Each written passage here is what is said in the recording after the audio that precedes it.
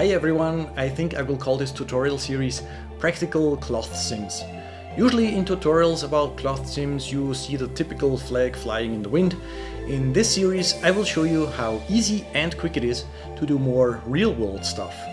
First I will go over some cloth sim basics, then we will look at the pressure feature, which is new since Blender 2.82 I think, and use that to make some real-world models like a hot air balloon, pillows, inflatable letters or logos, and a beanbag chair.